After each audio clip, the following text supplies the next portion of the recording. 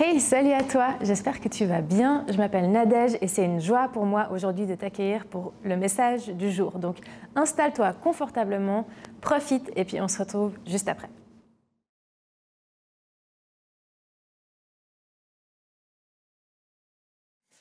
En parlant du message, donc, on est dans une thématique actuellement qui s'appelle relations saines. On traite notamment de sexualité. C'est pas moi qui vais apporter le message, mais est-ce qu'on peut accueillir Célia qui est là ce matin avec nous? Est-ce qu'on peut l'applaudir et l'encourager? Notre invité spécial ce matin qui donc va nous parler notamment de justice. Et écoute, je ne vais pas trop en dire sur toi, je vais simplement te laisser te présenter, entrer dans ce message, mais sois la bienvenue. Tu as toute la place ici. Merci d'être présente et on se réjouit de recevoir ce que tu as à nous donner. Yes, merci beaucoup. Merci aussi pour l'accueil. Trop beau d'être ce matin parmi vous. Du coup, je vais me présenter comme ça. Vous connaissez direct un petit peu le contexte et surtout dans pourquoi je vous parle ce matin. Donc moi, je m'appelle Célia Jeanne Ray, j'ai 26 ans. Je me suis convertie à l'âge de 18 ans. Donc, je n'ai pas grandi dans la foi chrétienne. Je viens de la plus belle ville de Suisse romande, la Chaux-de-Fonds, forcément, si jamais. J'étais obligée. Du coup, je suis juriste spécialisée en droit pénal et criminologie. Je travaille actuellement à Perla, c'est une association ici à Lausanne qui lutte contre la traite d'êtres humains et qui aide des victimes à sortir des cas d'exploitation, de traite qui peut exister. Et peut-être vous vous demandez pourquoi aujourd'hui une spécialiste en droit pénal vient vous parler. Mais en fait, c'est vraiment un honneur pour moi vraiment de vous apporter mon message sur un domaine qui est le domaine dans lequel je travaille, mais surtout celui où je connais le plus de compétences. Mais c'est aussi parce que vous avez commencé une série sur les relations saines et Yves m'a justement demandé de parler maintenant dans Fuir Porneia, un peu ce troisième aspect de cette série et c'est ce que je vais vous apporter ce matin. Mais je voulais d'abord remercier simplement l'Église pour la confiance, mais aussi c'est tellement chouette de pouvoir parler de ça dans nos milieux chrétiens, dans nos églises, parce que c'est super important. Il se passe beaucoup de choses dans le monde qui nous entourent, qui ont un impact sur nous. Et moi, je trouve qu'il y a énormément de difficultés aussi à parler de sexualité dans nos églises et pourtant il faut qu'on en parle. La Bible en parle beaucoup, Dieu a quelque chose à dire et il y a un moyen de vivre des relations saines. Donc c'est hyper chouette vraiment que vous ayez décidé de faire cette série et je suis hyper reconnaissante de ce matin de pouvoir parler de ce domaine avec vous. Donc peut-être juste le message de ce matin, ça a été un petit peu dit, mais ça va quand même être un petit peu intense parce que parler de traite d'êtres humains, c'est quand même quelque chose qui peut être douloureux pour certains et certaines. Donc mon envie, c'est vraiment pas de choquer, mais c'est simplement de dire une vérité, des choses que moi je vois au quotidien. Donc je vais essayer d'avoir les bons mots, je vais essayer de ne pas blesser. Si jamais vraiment, c'est à la fin, vous avez des questions, des choses, n'hésitez vraiment pas à vous approcher de moi parce que le cœur, c'est vraiment qu'on puisse en parler dans l'amour et de regarder ce que Dieu veut dire vraiment à travers ça. Et c'est la sexualité, je trouve que c'est encore un sujet compliqué à annoncer dans les églises, c'est encore un sujet tabou. Pourtant, moi quand je lis la Bible, quand je lis la parole de Dieu, je trouve qu'il y a énormément, qui parle beaucoup de sexualité, il y a énormément de versets qui parlent de ça. Dieu nous a aussi créé des êtres sexués, hommes et femmes, donc ça veut dire que ça fait vraiment partie de nous, ça fait vraiment partie de notre vie. Donc il faut aussi qu'on en parle. Et je crois qu'on doit aussi apprendre à le faire parce que si on ne le fait pas, ça veut dire qu'on va accepter les explications du monde. Et à l'heure actuelle, les relations sont brisées, vraiment, dans ce domaine-là. Il y a énormément aussi des fois de déviance. Et ce qu'il faut faire, c'est remettre Dieu au milieu et c'est ce que j'ai à cœur de vous apporter ce matin et que j'espère réussir à faire ce matin. Mais j'ai aussi envie de dire, même si c'est compliqué la sexualité, ne restez pas seul aussi dans vos questions. Je le redirai à la fin. Mais c'est vraiment aussi un cœur, on est ensemble, on vit des fois aussi des choses qui sont difficiles ensemble, mais c'est tellement beau en fait de pouvoir faire ça en communauté. Et donc voilà, je me réjouis de vous parler, mais je vais simplement peut-être prier pour commencer avant ce message et pour vraiment remettre ce temps dans les mains de Dieu et me laisser inspirer par lui ce matin. Seigneur, je te remercie simplement d'être là ce matin. Père, je te remercie parce que tu as envie de nous communiquer quelque chose. Tu as envie de toucher nos cœurs. Et Père, je te prie simplement que tu puisses transformer les cœurs que tu as envie de transformer. Ouvre-nous à écouter ce que toi, tu veux nous communiquer ce matin. Donne-nous vraiment cette capacité aussi de réfléchir sur un sujet qui est aussi important dans nos sociétés, mais dont toi, tu as envie de dire quelque chose. Et vraiment guide nos cœurs. guide mes mots aussi, mais permets que toi, tu sois vraiment révélé ce matin dans la vérité et qu'on puisse aussi repartir, encourager les uns les autres à ce que toi, tu as envie de nous communiquer à chacun. Père, fais ton chemin ce matin dans les cœurs. En ton nom, Jésus. Amen. Ok. Comme j'ai dit au tout début, peut-être des personnes se demandent pourquoi une spécialiste de l'exploitation est devant vous ce matin. C'est hyper intéressant, vous parlez de la série Fuir Porneia.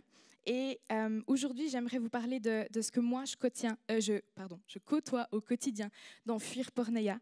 Et pour moi, il y a une face cachée de ce mot, l'immoralité sexuelle. Tout ce qui est pornographie, sexualité et ce qui se passe à l'heure actuelle, pour moi, il y a vraiment une face cachée. Et j'irai même plus loin, il y a un enfer derrière ce décor. Et la pornographie est extrêmement banalisée à l'heure actuelle, la sexualité aussi, mais j'aimerais d'abord juste vous raconter une simple histoire pour contextualiser un petit peu tout ça. Imaginons, c'est une histoire que je modernise un petit peu, mais imaginons qu'il y a une jeune fille qui s'appelle Anna, elle a 16-17 ans. Elle est vraiment remplie de joie, remplie d'amour, elle est super drôle, elle aime vraiment bien faire des blagues et sortir aussi avec ses amis. Et une fois, elle a juste simplement envie de sortir avec une ou deux de ses amis. Et puis, elles vont simplement aller boire un verre. Mais sur ce chemin, il y a un homme, imaginons qu'on l'appelle Fred, qui la remarque. Et puis, en fait, il tombe absolument amoureux d'elle. Et puis, il va la kidnapper. Il va coucher avec elle avec violence et puis il va tomber amoureux. Et en fait, cette fille, Anna, il va tellement un peu l'obliger à croire qu'il l'aime, l'obliger à croire à des choses, qu'elle va tomber éperdument amoureuse de lui. Elle va rester dans cette situation où finalement, elle vit de la violence. J'ai fait une version totalement remasterisée, je ne sais pas si ça se dit, bref, d'un passage qui existe dans la Bible. À Genèse 34, il y a en fait cette situation, si jamais. Et en fait, pour moi, ce qui est important, c'est que dans la Bible, il y a des histoires aussi très trash. Il y a des histoires horribles, il y a des histoires éprouvantes. Mais si la parole de Dieu en parle, c'est bien qu'il y a une réalité aussi que l'on côtoie encore à l'heure actuelle. Mais c'est aussi pour mettre un petit peu un contexte à ce que je vais vous apporter. C'est que Dieu en parle et Dieu a aussi une solution par rapport à tout ça. Mais pour revenir à ce que je disais, la pornographie est vraiment extrêmement banalisée à l'heure actuelle. C'est un fait. Yves vous a aussi parlé durant toute cette série un peu des effets négatifs que peut avoir la pornographie ou la sexualité libérée à l'heure actuelle dans les relations, que ce soit homme-femme, qu'elle soit amicale ou amoureuse, vraiment. Il y a vraiment beaucoup d'effets négatifs sur le comportement, sur le ressenti, mais aussi simplement sur qu'est-ce que la sexualité pour nous actuellement. Et derrière tout ça, tout ce que vous avez déjà entendu, vu, ou ce que vous voyez aussi dans les images, ou dans les séries, dans les films, etc., il y a vraiment une très grande face cachée qui est méconnue du public, c'est la traite d'êtres humains. Comme on est le matin, je vais un petit peu vous réveiller et je vais vous demander, je vais vous poser 2-3 questions et je vais vous demander simplement de lever la main. Les personnes qui ont déjà entendu parler du mot traite humaine ou traite d'être humain, vous pouvez lever la main ? Ah ouais, en fait, je n'ai pas besoin de... Parfait. Les personnes qui savent réellement ce que ça signifie, par exemple, elles pourraient me donner un exemple. Levez la main. Ah, déjà moins. Ok, très intéressant. Et juste un peu aussi pour être un petit peu piquante, les personnes qui pensent qu'il existe des cas de traite d'être humain à Lausanne, levez la main. Oh yes, ok, bon ben... En tout cas, une bonne partie de l'Église est au courant de certaines choses. Et je me réjouis aussi de vous expliquer un petit peu ce que c'est et qu'est-ce que je fais en fait aussi un peu à travers mon travail. Mais je vous pose ces questions parce que je réalise vraiment qu'à chaque fois que je parle de mon travail, de la traite d'êtres humains, je suis vraiment des fois en face de personnes qui ne savent pas du tout de quoi on parle, qui ne pensent pas que ça ne touche pas la Suisse, qui pensent encore moins que ça touche leur ville. Alors vous êtes l'exception, merci d'être l'exception aussi un peu ce matin, ça fait du bien. Mais moi j'ai rédigé mon mémoire à peu près de 70 à 80 pages sur ce sujet. Donc j'ai une définition très juridique, parce que je suis juriste quand même, etc. Alors je vous épargne toutes les définitions très juridiques, je vais essayer de mettre des mots normaux, on peut dire ça comme ça. Et toutes mes soirées de travail aussi, en une seule phrase. La traite d'êtres humains, c'est des femmes, des hommes ou des enfants qui sont forcés soit à vendre leur corps, c'est ce qu'on appelle la prostitution forcée, soit à vendre leur force de travail. En fait, elles sont exploitées dans des conditions inhumaines et il y a des auteurs qui sont les trafiquants qui, eux, vont gagner énormément d'argent sur leur vie. Donc ça, c'est la définition, la traite humaine. Et vraiment, pour le dire d'une manière très crue, mais c'est des fois comme ça qu'on en parle dans le monde juridique, c'est des personnes qui sont considérées comme des marchandises, donc il n'y a plus du tout l'idée de l'humanité. C'est une transaction financière, commerciale, et ça rapporte énormément d'argent. Comme j'ai dit, ces personnes, elles vivent vraiment dans des conditions inhumaines, dans des conditions vraiment inadmissibles de vie. Elles sont forcées au quotidien à faire des choses qu'elles ne veulent pas faire. Si on leur demande si elles sont consentantes, bien sûr qu'elles diront non, mais elles ont énormément peur des représailles. On n'arrive pas vraiment à les détecter parce qu'elles ont peur, en fait. Les trafiquants les entourent dans des situations où elles sont vulnérables, elles sont isolées. La plupart ne parlent pas la langue dans le pays ou le canton dans lequel elles habitent. C'est vraiment des situations très compliquées pour elles de dénoncer. La plupart ne se reconnaissent pas victimes, en plus d'exploitation, parce que des fois, entre conditions inacceptables et conditions vraiment inhumaines, la différence, malheureusement, peut aussi être très fine dans certains cas. Donc, il y a vraiment très peu de victimes qui osent dénoncer, et c'est pour ça que c'est un sujet qui n'est pas très connu. Mais on parle vraiment, juste pour bien mettre un contexte, de quelque chose qui est quand même assez horrible, et c'est considéré aujourd'hui comme la forme d'esclavage moderne. Mais finalement, pourquoi en parler dans une église ? Quand j'étais en études à l'université, lors de ma première année, je faisais un travail, un job d'étudiant où j'aidais des jeunes à finir leurs devoirs après l'école. Ça s'appelle le foyer de l'écolier dans mon ancienne ville. Et ces élèves, ils avaient entre 10 et 16 ans. Et en fait, beaucoup d'entre eux me posaient souvent des questions. Et une fois, une jeune fille est venue vers moi, elle avait à peu près 11 ans, et elle avait une question sur la sexualité. Elle ressentait quelque chose à l'intérieur d'elle dans certaines situations, puis elle voulait juste savoir ce que c'était. Et avant même que j'ai eu le temps de dire quelque chose, ou de penser, ou de réfléchir à quelque chose, il y a un petit garçon de 13-14 ans qui est venu vers moi et qui m'a dit « Ah, mais tu sais quoi, t'as qu'à taper sur YouPorn, tu trouveras toujours les réponses sur ces vidéos-là. » Alors, malheureusement, j'ai essayé de rattraper un petit peu pour l'époque, mais cette jeune fille, elle s'est dit « Ok, trop bien, alors je vais checker. » Et moi, ce qui m'a vraiment profondément choquée à l'intérieur de moi dans cette phrase, la juriste en moi déjà, elle est choquée par la facilité qu'ont les enfants à l'heure actuelle de voir des vidéos pour des personnes qui sont interdites à moins de 18 ans, donc des vidéos qui sont considérées comme des adultes. Donc ça, c'est mon petit côté juridique. Moi, c'est sûr que ça me révolte à fond. Mais en tant que chrétienne, ce qui m'attriste énormément, c'est que le porno est devenu une référence. Ça veut dire qu'à l'heure actuelle, dans le monde de la sexualité, tout ce qui est pornographique est une référence. Et malheureusement, c'est vrai, parce que les jeunes, de plus en plus, ils vont checker sur ces sites qu'est-ce que c'est la sexualité, qu'est-ce que c'est les relations, et c'est ça, en fait, qu'ils vont regarder. Et je ne dis pas ça seulement, honnêtement, pour les sites pornographiques. Moi, quand on dit pornéa, je vois aussi beaucoup plus que le porno. Et il y a tellement de séries sur Netflix à l'heure actuelle qui parlent aussi de ces choses, mais d'une manière aussi un peu biaisée, c'est impressionnant. Par exemple, Sex Education, donc je ne suis pas allée très loin dans les recherches, parce que le terme est dans le titre, mais c'est aussi une série qui, en fait, va banaliser certaines relations sexuelles comme un peu la base. Et beaucoup de jeunes vont grandir avec ça comme image. Et moi, j'aime beaucoup, juste pour faire un petit aparté, la sexologue française Thérèse Argot. Elle a fait un livre super intéressant, si jamais, sur une jeunesse sexuellement libérée. Et elle a dit quelque chose d'assez intéressant sur ce sujet. Elle a mis, parce qu'en fait, il y avait des énormes affiches à Paris qui montraient des personnes qui avaient des orgasmes, en fait, pour faire la saison 4 de cette série. Et puis, elle a mis, en réalité, le véritable problème n'est pas la série en soi, mais finalement, que la majorité des ados n'ont que cette série en guise d'éducation sexuelle. Et ce que je trouve très intéressant, c'est peu importe ce qu'on pense de ce genre de série, c'est finalement, qu'est-ce qu'on en fait, en fait ? Est-ce qu'on en parle? Est-ce qu'on ose les questionner? Qu'est-ce qu'on en fait réellement? Où est notre regard critique des fois dans ce que l'on pense vraiment, mais dans ce que l'on accepte aussi dans certains comportements autour de nous? Et ce qui m'attriste aussi le plus, c'est qu'il y a vraiment une phase cachée de la pornographie. Et moi, je la côtoie au quotidien, c'est la traite d'êtres humains. Donc ça, c'est vraiment un contexte que j'aimerais juste vous parler d'une manière brève. On estime que dans le monde, il y a 40 millions de personnes qui sont victimes de traite humaine encore à l'heure actuelle. C'est énorme. Moi, je ne connaissais pas. ce sujet il y a 5 ans. Je suis partie en Afrique en fait dans une association qui luttait contre la traite d'êtres humains.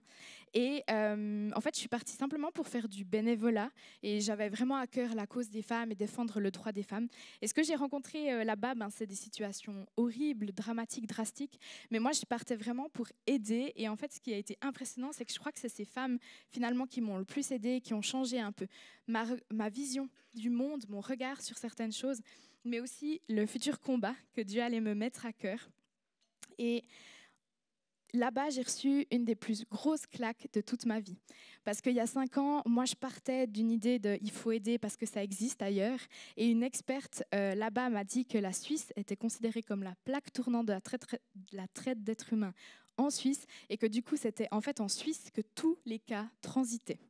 Donc sur le moment, je me suis dit, en fait, ça fait super mal. La personne, elle part pour genre aider, et en fait, on lui renvoie la balle en mode, ah ben non, en fait, tu peux aussi aider dans ton pays. Donc je me suis dit, ok, mais en revenant, j'avais vraiment envie de checker, de vérifier, est-ce que c'est vraiment vrai ? Et la juriste en moi est quand même allée chercher un peu les sources parce que j'avais vraiment envie de vérifier cette info. Alors, je peux vous confirmer que cette info est vraie. Après plus de 5 ans de bénévolat dans des milieux où on visite des salons de prostitution, on visite des centres de réfugiés, on visite des endroits où on sait que l'exploitation peut exister, je vois énormément de victimes. Et plus je visite ces endroits, plus je me dis, waouh, en fait, il y a vraiment une réalité qui est cachée en Suisse. Elle existe bel et bien, la traite d'êtres humains existe. J'ai juste envie de vous donner quelques chiffres sur ce sujet. Je sais que ce n'est pas la partie la plus fun du message, mais je suis juste un tout petit peu obligée de mettre des chiffres, comme ça on arrive à comprendre de quoi vraiment on est en train de parler.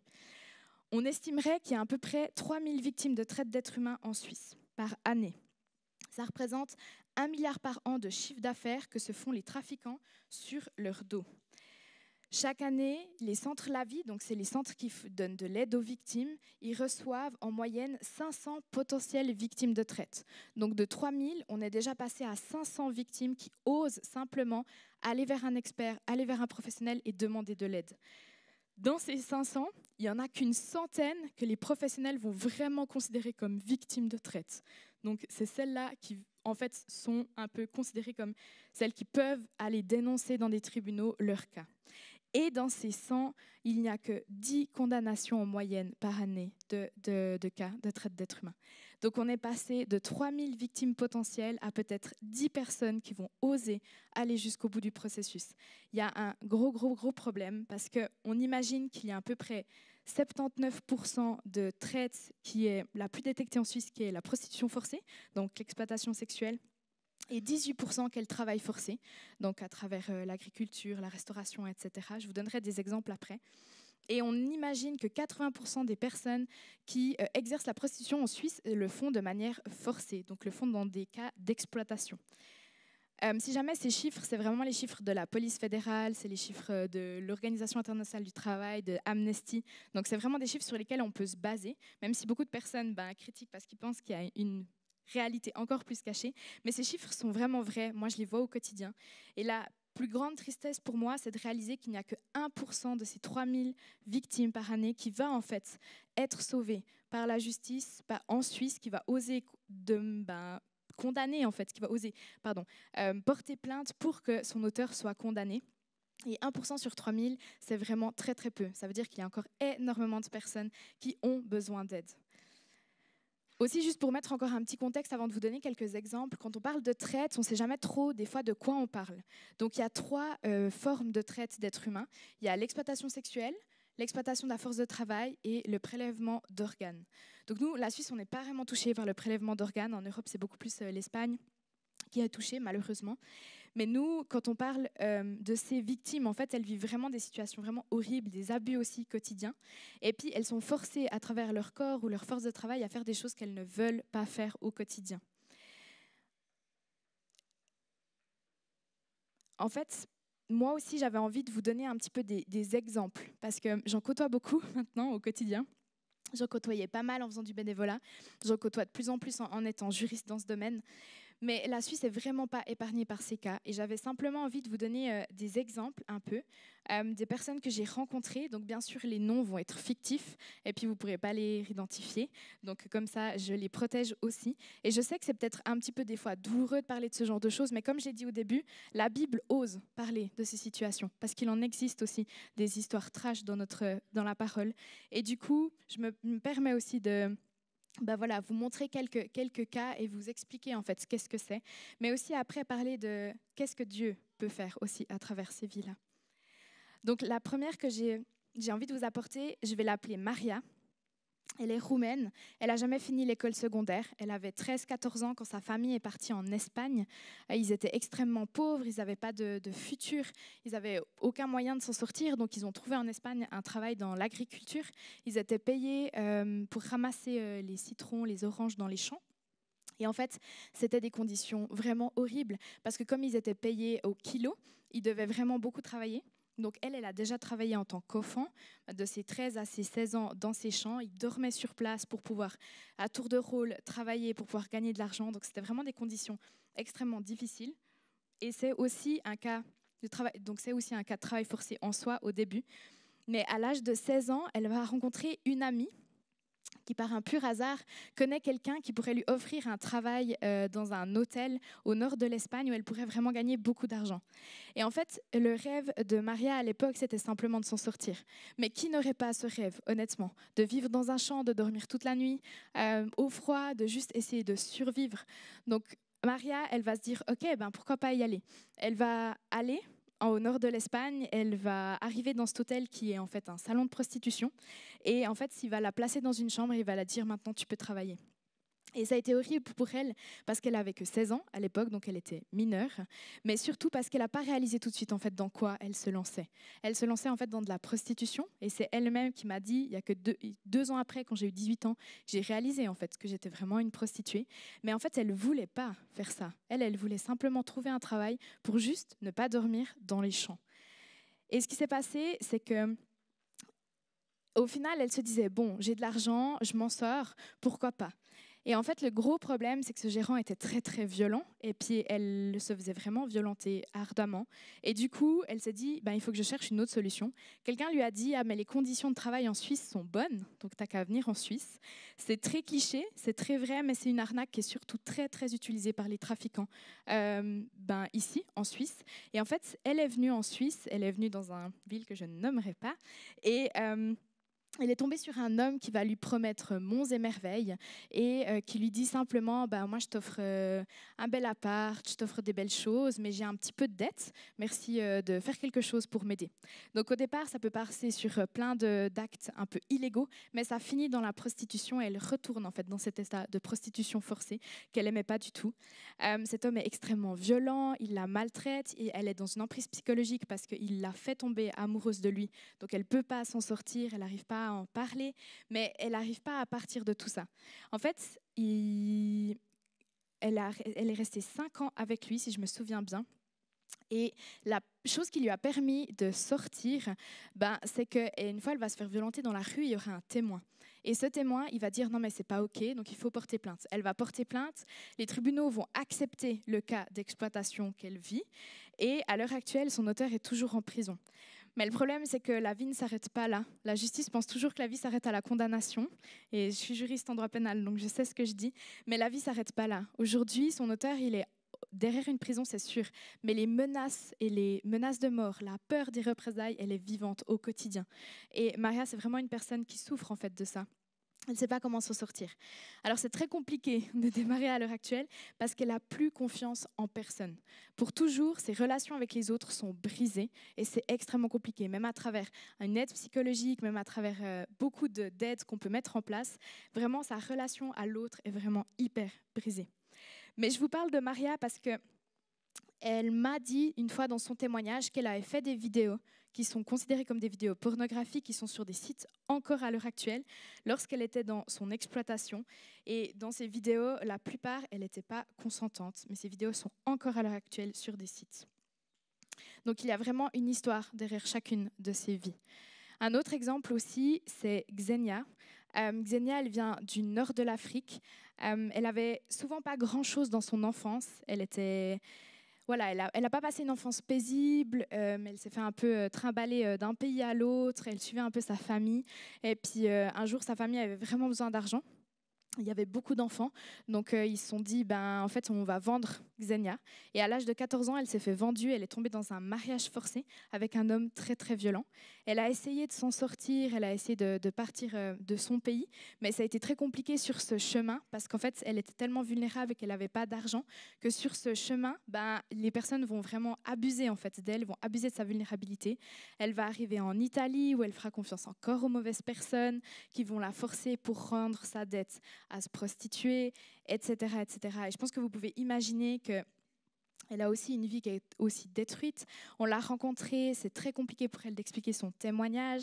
Ça demande énormément d'amour aussi pour pouvoir l'encadrer, parce qu'à chaque fois qu'elle y repense, elle revit aussi la même chose. Et puis c'est vraiment hyper compliqué. Et ce qui a été très compliqué dans sa situation, c'est qu'elle a été tellement détruite par toutes ces personnes qu'elle est tombée dans la drogue aussi.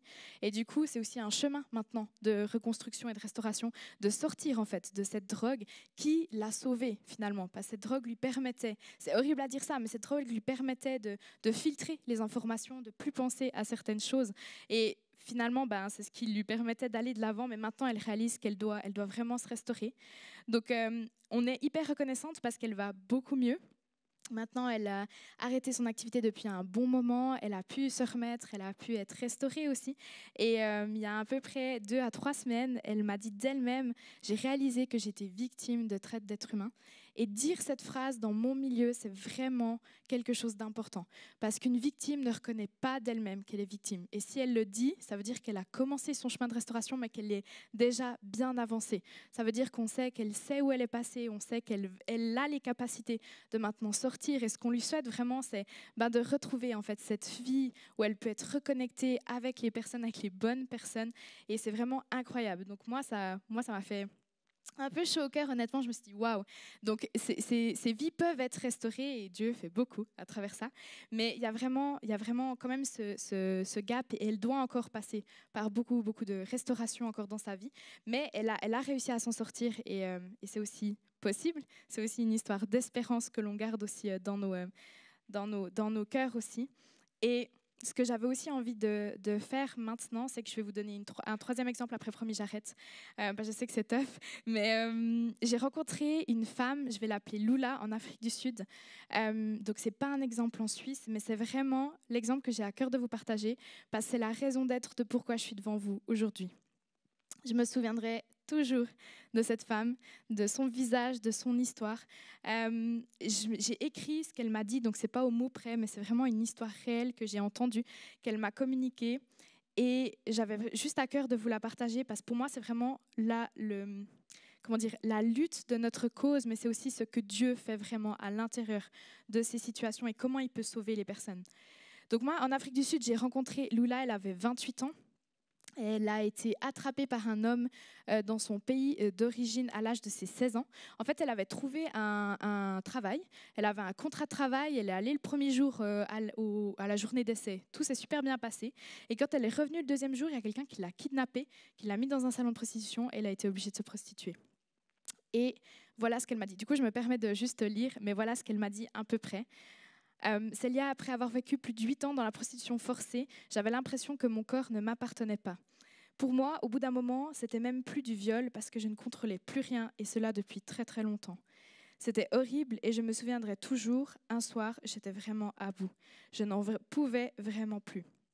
Il y avait donc 3 choix qui s'offraient à moi. Continuer à être dans le déni et ne plus rien ressentir, se suicider, au final c'est une solution comme une autre, ou trouver Dieu. Ce soir-là, j'ai décidé de prendre la 3e option, mais je ne savais vraiment pas que c'est celle qui me sauverait. Et honnêtement, je n'y croyais pas. Je me suis souvenue qu'on m'avait dit que Dieu existait. Alors je me suis agenouillée et j'ai crié à lui. Je lui ai dit, Dieu, si tu existes, sauve-moi, parce que je suis convaincue que tu ne veux pas que je vive cela. Le lendemain matin, j'ai eu un rendez-vous avec un client dans une voiture. Je lui ai dit que c'était forcé et que je ne voulais absolument pas coucher avec lui. Ce jour-là, cet homme m'a amenée au commissariat et il m'a dit qu'il fallait me faire sortir le plus rapidement de ce que je faisais. 1 heure plus tard, une femme est entrée au commissariat et m'a emmenée. Elle m'a amenée dans un hôtel où j'ai rencontré des personnes qui avaient la même histoire que moi. Une chambre m'était attribuée et avec le temps, j'ai découvert que ces personnes étaient chrétiennes et que Dieu leur avait dit que j'allais venir. Cette femme m'a même dit « On t'attendait depuis longtemps ». Cette histoire, honnêtement, elle m'a vraiment fait pleurer plus d'une fois. Là, je pleure plus parce que j'ai l'habitude de la redire, mais cette femme, elle m'a vraiment, vraiment fait pleurer plus d'une fois. Parce qu'en fait, en quittant l'association, la seule chose qu'elle m'a dit, c'est « Célia, ne m'oublie pas ». Mais moi, je ne pourrais jamais oublier. Je ne pourrais jamais oublier son histoire, je ne pourrais jamais oublier ce qu'elle a vécu. Mais je ne pourrais jamais oublier la foi qu'elle a placée en Dieu. Parce que c'était impressionnant, cette foi qui se dégageait de cette femme qui a été juste dans l'horreur pendant tellement d'années, de 16 ans à 25 ans, et dans une jeunesse en plus, et à l'âge où moi, je pouvais m'imaginer, puisque j'avais aussi cet âge-là. Et se dire, c'est impressionnant que elle a décidé en fait de faire ce step de foi, de croire simplement. Et Dieu a répondu, Dieu a été présent, Dieu l'a sauvée, Dieu la restaure tous les jours. Et c'est impressionnant. Et moi, c'était comment dire, cette histoire a été ma base d'espérance pour continuer à vraiment lutter contre la traite et faire quelque chose aussi en Suisse. Mais j'aimerais juste vous dire que les histoires que j'ai, elles sont clairement pas isolées, celles que je vous ai dites. Même s'il y a énormément de femmes qu'on rencontre dans notre milieu en Suisse, toutes les histoires sont différentes et honnêtement, il y a autant d'histoires qu'il y a de victimes parce qu'elles ont toutes quelque chose de très différent. Mais il y a quand même un énorme point central dans ces histoires, c'est que c'est souvent des jeunes femmes, des femmes ou même des hommes à travers le travail forcé vraiment qui ont été vulnérables à un moment donné dans leur vie, que ce soit d'une manière psychologique, que ce soit d'une manière économique, que ce soit rien qu'en termes d'âge en fait pour des mineurs, etc. Et en fait au travers par exemple aussi de la pauvreté qui les entoure, de leur situation familiale brisée, il y a des personnes qui vont vraiment les utiliser et les exploiter. Donc ça c'est vraiment déjà un peu une explication vraiment de la traite. J'avais un autre cas aussi pour vous expliquer que la traite, c'est pas seulement la prostitution forcée. En Suisse, on a beaucoup de travail forcé. Moi, j'ai rencontré mon premier cas de travail forcé il y a 3 ans.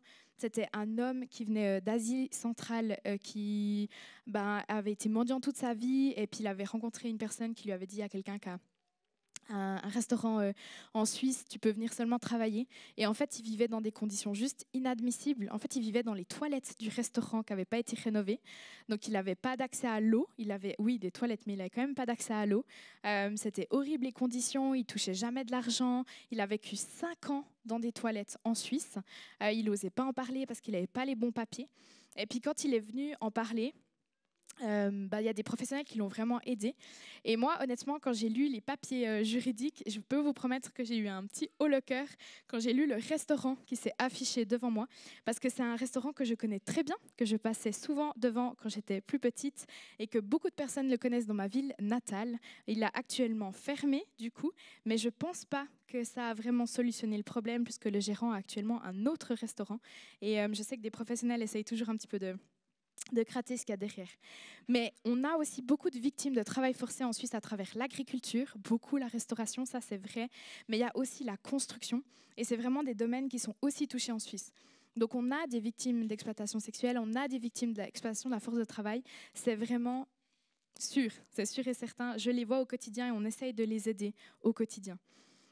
Et du coup, pour juste clasher un peu quelques clichés. Donc oui, la traite d'êtres humains, elle existe bel et bien en Suisse et on la côtoie au quotidien. La deuxième, c'est que pour moi, la prostitution, elle n'est pas toujours volontaire. Et moi, c'est vraiment un fait que je veux vraiment appuyer ici. On imagine qu'il y a 80% quand même, comme je vous disais au début, des personnes qui sont dans la prostitution qui le font de manière forcée. 80%, c'est énorme hein, sur une statistique sur 100. Donc en gros, il n'y aurait que 20% de personnes qui le feraient ça de manière volontaire. Et qu'est-ce que c'est vraiment volontaire? Parce que finalement, quand on a été abusé toute sa vie, puis qu'on trouve une situation pour vivre quelque chose d'une manière mieux, je vous laisse imaginer, mais c'est très très compliqué. Et oui, vous avez répondu aussi juste à la troisième question. Il existe bel et bien des victimes à Lausanne de traite d'êtres humains. Donc ça, c'est vraiment, vraiment juste. Et moi, ce que j'aimerais juste aussi éclairer comme situation, c'est que la prostitution a beau être légale ici en Suisse, aussi comme la pornographie, parce qu'au-dessus de 18 ans, il y a 3 choses dans la pornographie qui sont considérées comme dures et qui ne sont pas légales, mais le reste est considéré comme légal. Moi, j'aimerais vraiment dire que c'est pas parce que c'est légal que c'est pas juste non plus. Je pense qu'il faut qu'on apprenne aussi à des fois faire la très grande distinction. En tant que chrétien, il ne faut pas qu'on se contente simplement du fait « Ah ben, c'est légal, donc c'est juste ». C'est faux. La justice, elle appartient à Dieu. C'est Dieu qui est la source de la justice. Et dans sa parole, Dieu dit des choses qui sont justes et des choses qui ne sont pas justes. Alors oui, nous, à l'heure actuelle, on a des lois. Et moi, je dois combattre les lois au quotidien.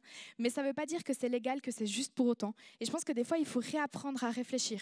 Comment on se positionne sur des choses qu'on peut considérer comme légales en Suisse, mais qu'on n'est pas d'accord sur finalement qu'est-ce qu'il y a derrière, toute la douleur, la souffrance et les choses qui peuvent vraiment exister derrière. Faire attention en fait à comment on regarde un peu ces choses au travers du regard que Dieu veut nous apporter. Du coup, en sachant tous ces faits, puisque je viens de parler pendant un bon moment de la traite des êtres humains et je pense que du coup on va essayer de ramener un petit peu d'espoir et de joie en parlant de tous ces faits, comment nous positionner en tant que chrétiens et chrétiennes véritablement face à ça. Fuir pornéa, pour moi, c'est beaucoup plus vaste que simplement la pornographie. Je crois qu'Yves l'avait aussi dit. Mais pornéa, donc ça représente l'immoralité sexuelle, d'où est sortie en fait finalement la traite des êtres humains, qui est à l'heure actuelle un fléau mondial, mais qui touche aussi notre pays. Et cette immoralité sexuelle, elle a des réelles répercussions. On ne voit plus la dignité humaine à travers chacun et chacune et on ne voit plus la valeur des gens dans ce monde. En fait, on a oublié des fois que certaines personnes ont une dignité et j'ai l'impression qu'on efface aussi des fois la valeur qu'elles peuvent avoir. On a tous une valeur, Dieu nous a créés à son image. Donc vous imaginez à quel point notre valeur est grande pour lui. Et ce pornéa, cette immoralité, elle a vraiment un impact concret dans notre société actuelle parce qu'en fait, elle pousse et elle exploite des gens actuellement au travers de la prostitution, de la pornographie, mais plein d'autres aussi, exploitation sexuelle. Et le verset qui est au centre de cette série, 1 Corinthiens 6, 18, si je fais juste, c'est un verset où Paul il explique qu'il faut fuir en fait cette immoralité sexuelle. Mais moi, ce que je trouve très intéressant, c'est que en fait, tout ce chapitre 5 et 6 dans ce livre, en fait, Paul, il aborde différents comportements qui existent aussi au sein de l'église de Corinthe à l'époque, dont il a eu connaissance. Et moi, j'aime beaucoup parce que quand on replace ce verset dans cette idée, le commentaire de la Bible annotée de la version Summer, elle dit que Paul est donc tout particulièrement attaché à la bonne santé de l'Église dont la sainteté est menacée par plusieurs choses, dont fait partie l'inconduite sexuelle. Donc en fait, Paul, il nous demande de fuir pornéa, mais pour nous protéger, parce qu'il est attaché à la sainteté de l'Église. Je trouve ça magnifique en fait. Du coup, c'est pas quelque chose de négatif, c'est pas quelque chose qui est pas à prendre négativement. C'est vraiment quelque chose qui est beau parce qu'il nous appelle en fait à rester saints. Mais qu'est-ce que c'est ça ? Et en fait, ce que je trouve aussi beau, c'est que si on reprend un peu ce verset dans cette idée-là, c'est qu'il n'est pas en train de dire que l'inconduite sexuelle, c'est le plus grand péché au monde. Ce qu'il essaye de dire, c'est que c'est un péché qui a vraiment des répercussions, autant sur notre corps, sur notre âme, mais aussi sur notre spiritualité. Et c'est pour ça qu'il faut faire très attention à ça et comment on le vit, en fait, donnant de vie de foi. Mais à l'heure actuelle, vous allez me dire, c'est très challengeant de vivre dans un monde où il y a énormément d'inconduite sexuelle, ça c'est sûr, dans notre société où la sexualité est vraiment totalement libérée. Alors, elle cache beaucoup de violence, mais aussi c'est très très compliqué. Comment faire en fait pour vivre dans ce monde avec une foi sans être impacté par cette inconduite-là? Et moi, ce que je trouve très intéressant dans ce passage, c'est le verset qui suit en fait. Il a marqué « Ignorez-vous que votre corps est le temple même du Saint-Esprit qui vous a été donné par Dieu et qui maintenant demeure en vous. Vous ne vous appartenez donc pas à vous-même, car vous avez été racheté à un grand prix. Honorez donc Dieu dans votre corps. » Et ce que j'aime beaucoup, c'est que en fait, dans mon cœur actuellement, moi, je suis vraiment en train de sourire parce que je crois que Dieu m'a fait un petit clin d'œil pour ce message que j'ai préparé. Et je vais vous expliquer pourquoi ce verset a été au centre d'une de mes plus grandes décisions de foi. En fait, dans ce verset 1 Corinthiens 6, 19, Paul il nous explique le fait que notre corps est le temple du Saint-Esprit. Moi, je ne réalisais pas ce que ça signifiait. J'ai réalisé il y a 5-6 ans. Et en fait, ce verset, il a vraiment commencé à prendre une place essentielle dans ma vie de foi. Quand je n'étais pas chrétienne, Je faisais un peu tout style de comportement, honnêtement. Quand je suis devenue chrétienne, j'ai réalisé qu'il fallait que je change, mais ça a été très compliqué. J'ai pas vraiment rencontré des personnes qui m'ont expliqué comment. J'ai plutôt eu des personnes qui m'ont dit « Ah ouais, faut tout changer, bon courage ». Et du coup, j'étais là « Ok, mais quoi, où, comment, qu'est-ce que j'ai plus le droit de faire, quelles sont mes limites, etc. » Alors oui, dans mon ancienne vie, avant Dieu, j'avais pas vraiment de limites et je réalise maintenant à quel point c'est triste en fait. Même, j'aurais voulu qu'on me dise même si tu ne crois pas en Dieu, il y a peut-être des choses que n'accepte pas, quoi. Donc ça, je sais que maintenant, voilà, en y repensant, je me dis, j'avais pas de limite, ok. Mais en devenant chrétienne, j'ai réalisé, il va falloir que ça change. Et en fait, je me souviendrai toujours à un groupe de jeunes, quand ce verset a pop-up, j'ai réalisé, je me suis dit, waouh, tu es le temple du Saint-Esprit. Ça veut dire que Dieu a décidé dans ton corps de venir y habiter. Et à ce moment-là, je me suis dit, mais je ne pense pas que Dieu il va habiter n'importe où, dans n'importe quel état, avec n'importe qui. Du coup, je me suis dit, c'est hyper fort en fait, c'est vraiment impressionnant. Et je me souviens qu'à l'époque et encore maintenant, j'avais décidé, je m'étais dit, ok, Seigneur, si je suis ton temple, je dois faire attention à comment je me comporte avec mon corps, à qu'est-ce que j'en fais et à pour qui je le fais. Et encore maintenant, à l'heure actuelle, c'est le verset aussi qui m'a pleinement décidé de vraiment adopter une attitude de consécration dans mon célibat.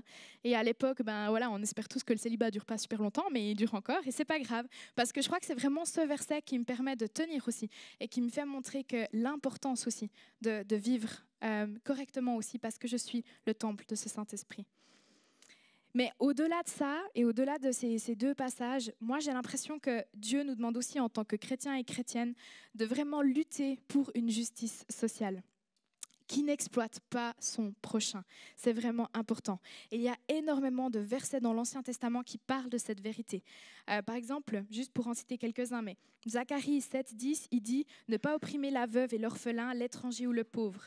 Psaume 72,4, il dit « Il fera droit aux malheureux du peuple, il sauvera les enfants du pauvre et il écrasera l'oppresseur ». Et Ésaïe 10, 1-3 dit « Malheur à ceux qui font faire des veuves leur proie, les orphelins leur butin ». Il y a énormément de versets qui parlent justement de cette justice et de lutter, de se positionner et de faire attention aussi à bien protéger certaines catégories de personnes, mais à surtout pas les exploiter. Il y a un verset que j'aime vraiment beaucoup aussi dans Psaume, au chapitre 103, verset 6, il dit « L'Éternel œuvre pour la justice et il défend les droits de tous les opprimés ». Ce verset, en tant que juriste, il me fait énormément de bien, je dois vous l'avouer. Mais au plus de ça, j'ai l'impression que ce qui est vraiment beau, c'est que c'est Dieu qui est la justice au bout du compte. Et qu'il faut vraiment se rappeler, comme je le disais avant, que ce n'est pas parce que c'est légal que c'est juste. Il y a vraiment des souffrances derrière des situations. Il y a vraiment des histoires de vie blessées. Mais Dieu est justice. Dieu peut restaurer. Dieu peut faire quelque chose. Et ce que j'aime vraiment, c'est d'imaginer Dieu qui est ce bon avocat. Et à l'heure actuelle, les avocats n'ont pas forcément la meilleure image. Mais si on imagine Dieu qui va tout faire pour défendre cette personne, pour avoir cette justice et cette vie brisée qui est restaurée, je trouve ça magnifique. Mais en fait, Dieu, du coup, à travers ce que Paul nous demande, il nous demande aussi de fuir porneia pour ne pas tomber dans ces déviances, pour être protégé de tout ça. Parce que c'est hyper important, parce que porneia, représente un monde qui a énormément de déviance, un monde qui a une face cachée, qui est l'exploitation. Et je crois vraiment que c'est aussi un rappel à faire très attention, en fait, à comment on se comporte, à où on place notre justice et aussi à l'espoir qu'on peut mettre à travers des vies brisées, ce que Dieu peut faire, mais aussi comment on combat cette justice sociale au quotidien et qu'est-ce qu'on peut faire en fait dans notre quotidien aussi pour simplement ne pas tomber dans ces déviances et pour faire attention aussi à ce que l'on regarde et à ce que ça nous fait aussi à l'intérieur de nous. Et moi, ce que j'aime beaucoup, c'est que dans les ministères où on visite les salons de prostitution, on a toujours l'image qu'on est une lumière. Alors, on est tous une lumière parce que c'est marqué dans la Bible, c'est sûr. Mais en fait, c'est hyper parlant parce que j'imagine que vous avez tous une fois allumé votre lampe de poche parce qu'il faisait noir la nuit et que vous aviez besoin de voir votre chemin. Et être une lumière dans les moments où c'est sombre, dans les ténèbres, c'est vraiment marquant parce que c'est là où on peut justement éclairer une situation qui existe, qui est cachée, mais on peut y faire la différence. Parce que la lumière, elle vint toujours sur les ténèbres, donc elle fait vraiment une différence. Et c'est pour ça que je trouve ça beau, parce que quand on replace toutes ces choses dans un contexte, on se dit Dieu veut vraiment qu'on vive des relations saines parce que lui peut faire la différence dans nos relations, dans notre sexualité, et lui a quelque chose à y dire. Alors oui, c'est peut-être un petit peu facile vu des fois aussi la difficulté du monde réel, mais ce que j'aime beaucoup, c'est que David Potty il a fait un prêche sur maudit et béni, si jamais il est hyper intéressant. Et dans un des passages qui reprend dans Jérémie 17, 5 à 8, il demande où est-ce qu'on met notre confiance. Et du coup, je vais juste le lire. Je trouve que c'est un passage qui explique bien aussi cette difficulté. Dans Jérémie 17, 5 à 8, il est dit « Voici ce que déclare l'Éternel. Maudit soit l'homme qui met sa confiance en l'homme et qui fait des moyens humains la source de sa force, mais qui découvre son cœur, mais qui se détourne son cœur de l'Éternel. Il est comme un buisson dans le désert et il ne verra pas arriver le bonheur. Il aura pour demeure une aride désert, une terre salée où n'habite personne. Mais par contre, béni soit l'homme qui met sa confiance en l'Éternel et qui fonde sur l'Éternel toute son assurance. Il sera comme un arbre planté près des cours d'eau qui étend ses racines vers le ruisseau qui ne redoute rien. Lorsque vient la chaleur, ses feuilles restent vertes. Il ne s'inquiète pas pendant l'année de sécheresse et il ne cesse pas de produire du fruit. Et ce que j'aime trop en fait dans ce passage, c'est que nous on imagine toujours que ces deux arbres, comme il le dit en fait David Potty dans son message, que ces deux arbres ils sont dans deux situations différentes. Il y en a un qui est dans la sécheresse parce qu'il est tout sec et qu'il y en a un qui est sûrement à côté d'un magnifique lac, magnifique montagne où il y a plein d'eau. Et puis en fait il vit le bonheur. Mais c'est faux.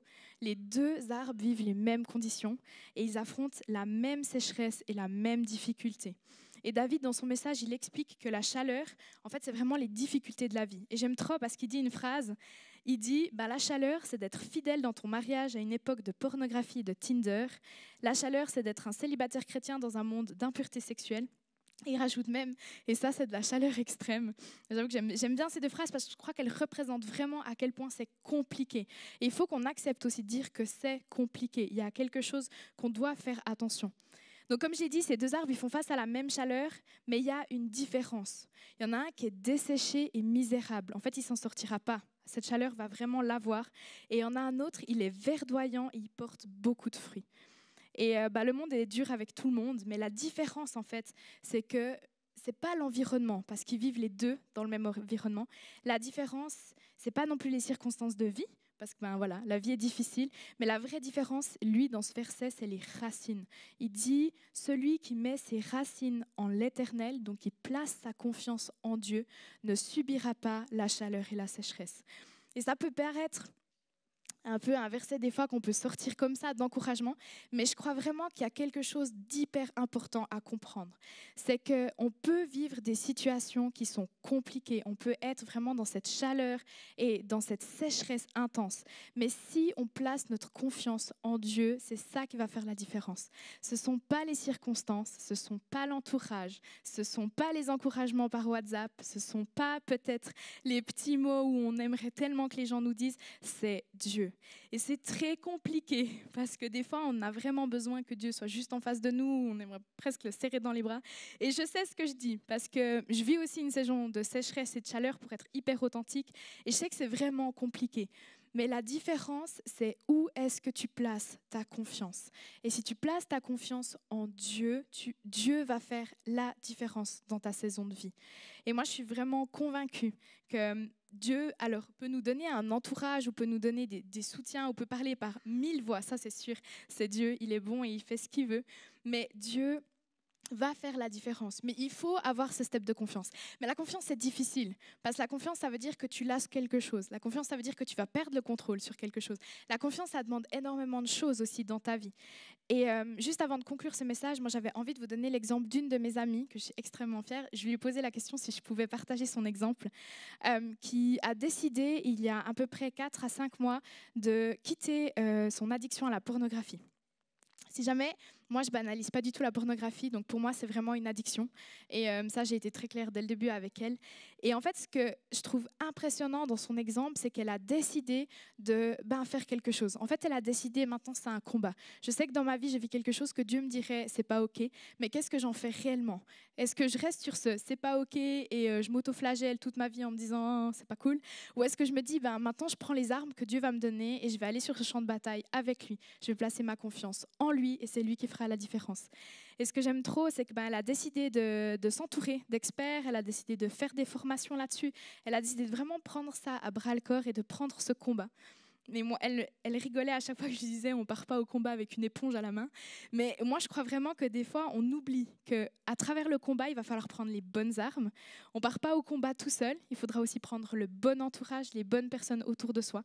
Et je pense que c'est peut-être visuel parce que les combats, c'est un petit peu toujours visuel, mais c'est vraiment hyper important parce que ce combat, il est aussi spirituel. Et moi, j'avais juste envie et j'ai ressenti en préparant ce message qu'il fallait que je vous parle justement de cette amie qui vit à l'heure actuelle quelque chose de pas facile. Parce qu'elle ne peut pas en parler à tout le monde, parce que beaucoup de personnes la jugent à l'heure actuelle. Donc elle a décidé de s'entourer, elle a décidé de combattre, elle a décidé de placer sa confiance en Dieu. Et je me réjouis le jour où elle montera sur une scène et qu'elle pourra expliquer à quel point elle a vaincu tout ça avec Dieu. Mais ce qui est hyper important, et je pense que moi j'ai aussi envie de vous encourager, c'est que, ok, peut-être des fois on vit des situations où on est un petit peu dans cette pornéia, mais qu'est-ce qu'on fait vraiment avec Dieu? Et Dieu peut vraiment faire la différence. Dieu a une solution, Dieu a une réponse dans cette situation. Et peut-être que la première chose, c'est aussi s'entourer des bonnes personnes.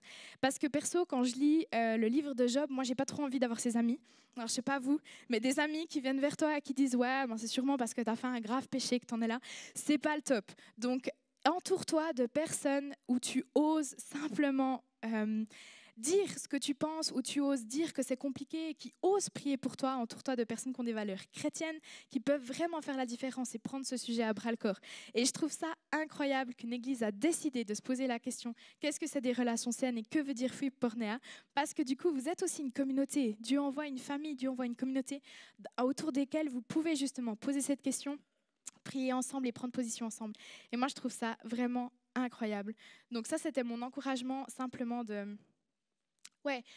ça existe dans nos églises, ça existe partout. Et on a besoin aussi de se poser la question, cette confiance en Dieu qui fera la différence dans ces temps de sécheresse, où est-ce que tu la places vraiment en Dieu et qu'est-ce que c'est vraiment prendre ses armes et décider de lutter avec lui? Alors ça prend plus ou moins de temps, mais c'est pas grave parce que le temps appartient à Dieu et c'est pas une question de timing. Ça prend plus ou moins de défis et de challenges, alors ça c'est sûr. Mais entoure-toi vraiment des bonnes personnes et moi je suis convaincue que cet ami un jour m'enverra un message en me disant ça y est. Et je prie que ce jour arrive le plus vite possible, mais je suis clairement convaincue que Dieu est toujours victorieux et c'est ce qui est écrit aussi dans sa parole. Et du coup, juste pour conclure ce message, je pense que j'ai déjà bien parlé. Ouais, ok, d'accord. Juste pour conclure ce message, moi, mon but, c'était pas du tout de culpabiliser qui que ce soit ce matin.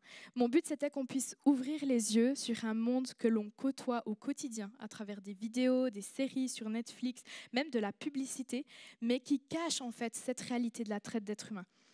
Et la Bible nous dit clairement, chaque être humain a une dignité, chaque être humain a une valeur. Comme je l'ai dit avant, Dieu nous a créés à son image, donc oui, on a cette valeur fondamentale, mais même dans la loi actuelle, on a décidé de protéger la dignité humaine, elle fait partie du droit à la vie dans tous les textes fondamentaux et dans toutes les conventions internationales qui parlent des droits de l'homme.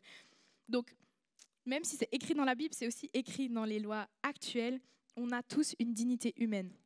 Dieu nous a créés à son image, on a la valeur qu'il nous a donnée, il nous aime, quelle que soit notre couleur de peau, nos réussites à l'école professionnelle ou à l'école, nos réussites, nos histoires de vie, quels que soient nos actes passés, etc., nos histoires, Dieu nous aime.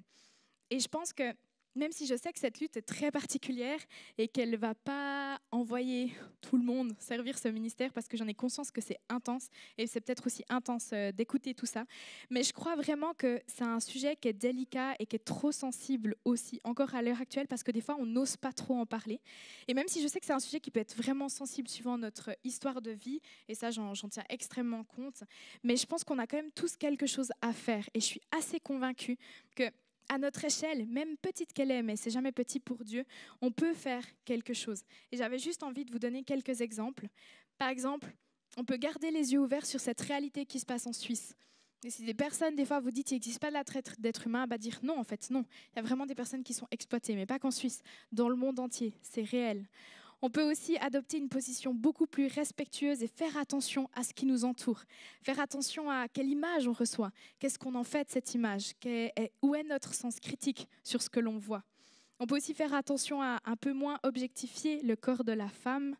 On peut faire attention à vivre dans ce monde, mais que la chaleur de ce monde ne nous brûle pas, mais que ce soit l'amour de Dieu qui réside vraiment dans tous nos comportements et dans nos relations, et que ça devienne du coup des relations saines. On peut vraiment s'encourager les uns les autres à lutter contre l'immoralité sexuelle et du coup à fuir ce porneia, mais ensemble, on peut vraiment le faire. Et je crois qu'on doit se rappeler qu'on vit dans ce monde, mais qu'on ne vient pas de ce monde. Et ça, c'est Jean 17 qui le dit.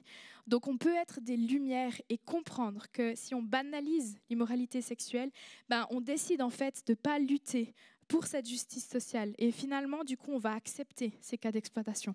Mais si on se pose et on prend position et qu'on décide de justement faire attention à ne pas être impacté dans sa vie par porneia, en fait, c'est beaucoup plus vaste que simplement ne plus regarder de la pornographie ou faire des choses qui sont plus ou moins immorales niveau sexualité. C'est même beaucoup plus vaste que ça. C'est simplement réaliser que Dieu avait un autre projet pour nous, pour vivre nos relations saines, notre sexualité qui est bonne, et j'ai beaucoup aimé Yves qui l'a dit aussi, mais cette sexualité qui est bonne, qui a été désirée et voulue par Dieu, et en fait retrouver cet équilibre sain dans nos relations les uns envers les autres.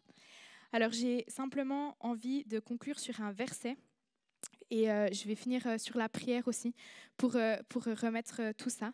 Mais en repensant à comment vous encourager quand même, après ce message, j'avais simplement envie de vous dire, j'ai eu l'idée de Hébreux 4, verset 15 qui m'est venu en tête, et ça parle de Jésus. Et il dit, Jésus du coup a été tenté en tout point comme nous le sommes, mais sans commettre de péché. Et je trouve ça incroyable parce que ça veut dire que Jésus, du coup, a aussi été tenté dans sa nature, de manière sexuelle, en fait. Mais il n'a pas cédé. Et c'est incroyable, il n'a pas péché. Donc, pour moi, le plus grand encouragement, c'est que c'est déjà la meilleure personne pour te comprendre dans ta situation. Parce qu'il l'a vécu, parce qu'il sait ce que c'est, parce qu'il sait à quel point c'est hard, donc il peut la comprendre. Mais ensuite, c'est la meilleure personne pour t'aider. Parce que c'est celle qui a, j'ai envie de dire les bons conseils, mais c'est celle qui a réussi à ne pas tomber dedans. Donc, n'hésite pas à placer cette confiance en Dieu. Elle peut avoir différents types. N'hésite pas à t'entourer des bonnes personnes. N'hésite pas à peut-être te repositionner ou te re-questionner sur certaines choses. Mais ne reste pas en tout cas seul et place vraiment cette confiance en Dieu. Parce que c'est vraiment lui qui va faire la différence. Et je vais simplement prier pour remettre simplement ce verset dans nos cœurs. Mais Seigneur, je te remercie parce que à travers ta parole, tu nous expliques à quel point tu es ce Dieu qui parle de cette sexualité, mais d'une manière bonne. Tu es ce Dieu qui a voulu que nos relations soient saines. Tu es ce Dieu qui veut aussi que dans nos communautés, on puisse vivre ces relations de manière saine. Père, je te prie simplement que dans nos cœurs maintenant, tu puisses nous éclairer sur certaines choses que toi, tu as envie de nous transformer, mais par ton amour, Père. Merci parce que tu es un Dieu qui est victorieux, parce que tu as la victoire sur la plupart sur tous ces combats et que tu fais vraiment la différence par ton amour. Père, je te remercie vraiment parce que tu es souverain de ces situations, souverain de nos vies. Et je te prie simplement que tu puisses vraiment prendre place dans nos cœurs, transformer aussi notre vision et nous rappeler aussi qu'est-ce que c'est finalement être une lumière dans ce monde qui dévie de certaines choses que toi, tu as fondamentalement créées bonnes. Je te remercie parce que tu es bon, je te remercie parce que tu veux transformer nos cœurs et je te remercie parce que ce matin, tu as aussi envie de nous parler. Je te prie vraiment que tu fasses la différence dans chacune des vies. En ton nom, Jésus. Amen. Trop bien, merci d'avoir été avec nous. J'espère vraiment que ce message, il t'a parlé, il t'a encouragé ou il t'a donné soif d'aller plus loin. En tout cas, n'hésite pas, sur notre chaîne YouTube, il y a tout un tas d'autres séries, d'autres thématiques qui sont là pour te servir, qui sont des ressources hyper utiles pour toi. Et puis moi, je te dis à une prochaine.